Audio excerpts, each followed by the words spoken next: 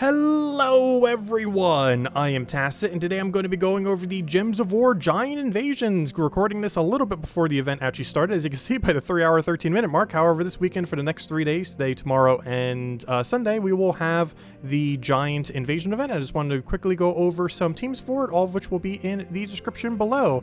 Before we do, it does come with a weapon if you buy up to tier 3.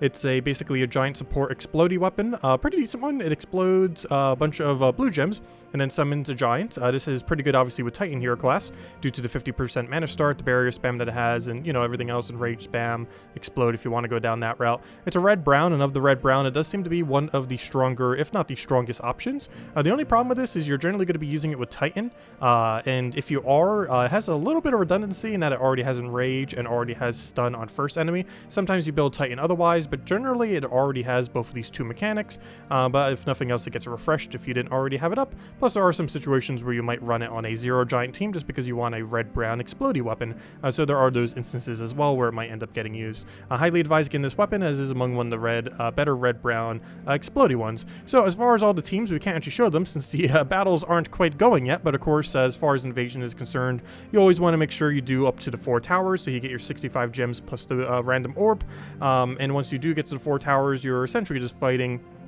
4 towers over and over again, and that means you generally want to use the boss slayer, or the tower slayer. So you'll be able to get this for the tiers as well if you don't already have it. However, you'll be able to use Stonebiter for this. It's generally advised just doubling up on it and just building a team around that. However, we did show some with only one if you only want to go down the one route, but basically just keep getting mana on this, spam it down, kill all the towers, and you're good to go. That's generally how this goes down. If you happen to have the Sugar Spine, it's going to be among one of the better things that you can do. You can't really use the new synergy explodey weapon that well because it's brown-red, and the thing that you're going to use with it is also brown-red, so that's not quite going to work out. So if you do have Sugar Spine, it's going to be pretty nice. Gets blue and brown. Blue you could put in some kind of support giant, and then have the other thing go into the actual troop with all the brown. You're generally going to want to use Titan hero class if you have it, as it will give 50% mana start to your entire team. So we can end up running down that, which is just the double invasion troop there. As far as the second team, we're using the same weapon again. However, we're going doubling up on the troll rather than doubling up on the invasion troop. This uses flame troop to double all the red, as well as the rock troll to double all the brown. This will be very beneficial, as you'll be able to double the brown that you get off this weapon and double the red in order to get everything actually filled initially, as far as getting your mana flowing, and then you just kind of went from there by spamming out the first slot and using him as your primary damage source. Last team that we have here is a much cheaper team that is focused more around a Mang. One other thing to consider if you happen to have multiple Balders is you can just spam Balder as well, like even double Balder into double Stonebiter you can kind of get away with since you're going to have enchant potion and everything anyways. But he creates a lot of skulls. He has a default of 4, but is boosted by an additional 4 for every blue on your team. So in this particular instance, with 2 blues on our team, we'll be creating 12 total skulls that we'll be able to hit the enemy with. That's a pretty okay amount of number, and of course if you had even more blue, that would be even more skulls. This one uses Flame Troll quite the same in order to feed mana. He uses a nice cheap Mang up front, which can pretty much solo the entire event if you really want to. Titan using Mang.